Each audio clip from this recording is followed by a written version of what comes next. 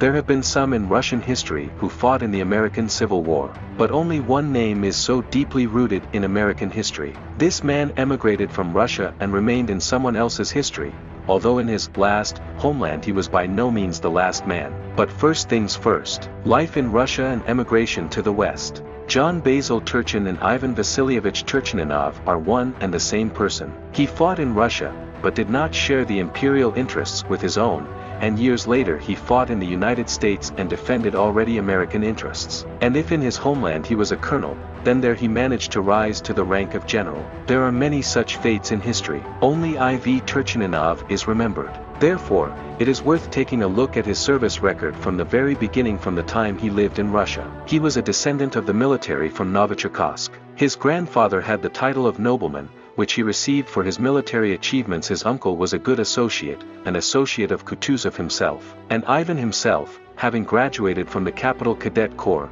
went along the family line. First, in the military gymnasium, then in an artillery school, and then in the Academy of the General Staff. By the time he received the rank of colonel, which was quite justified, Ivan Vasilievich had many merits. However, his native prospects did not please him, and a vivid confirmation of this is a part of the correspondence with a Kurtzer from London, a former Russian, who did not approve of the policy of the authorities at the time. I am heavy with serfdom, and uprisings at the polls are suppressed. And the reaction of Nicholas, note, we are talking about the emperor, to everything that is going on around him leaves much to be desired. It was clear, in the dreams of Ivan Vasilievich, a completely different future, one where the state and the citizen are one and the fate of man is determined by himself, not by what family he was born into. He was already burning with the typical American dream, everyone can be everyone. It was clear that with a democratic outlook, Turchaninov had no intention of remaining in Russia any longer. His choice was the United States,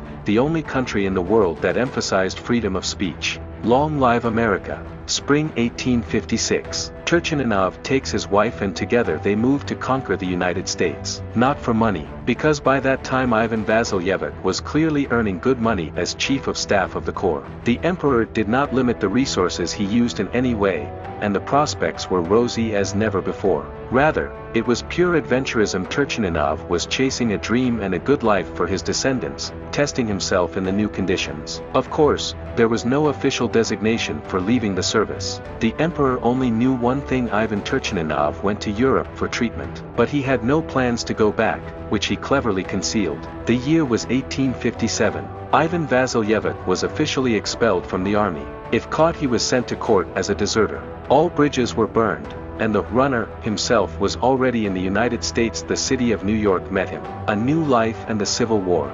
With his wife, Turchaninov immediately bought a farm. They wallowed headlong in agriculture and prospered splendidly. At the same period he changed his surname. It was uncomfortable to pronounce it to all but the Russians. Along the way, his first and patronymic names were changed. He became John Basil Turchin. In '59, already educated in America, he finds himself on the Central Railway. He is given an excellent position, and that brings him to two key people: the vice president of this company and his lawyer Lincoln, who in the future will be president of the USA. But John already manages to be disappointed in the American dream. This is what he writes: there is no freedom here at all, not one hair. A complete disappointment. This paradise for rich people who commit heinous crimes. Thanks to America for one thing, my bourgeois attitude was killed instantly. Here I am a mere mortal like everyone else. The Civil War began. With a handout from the two aforementioned men, Ivan, or rather, John, leads the Illinois regiment. Strictness, order, and Russian ways. Under his command, several key positions in Athens, Alabama, were stormed in May '62. Turchin instructs his subordinates, take what you want. Neither his own soldiers were so rewarded, nor out of revenge against the locals, who had fought against him. Then comes the trial and accusations, cruelty and looting. Everyone pounced on Turchin, and in the meantime his wife went to Lincoln. He was already president. And with a handout from his good friend the president, John Turchin becomes a general for the sake of annulling judicial legitimacy. In '64 he left military service on account of illness, and a good portion of the soldiers under him would soon become high-ranking personalities. Except that John himself would become impoverished and live out his $50 pension, never achieving the American dream.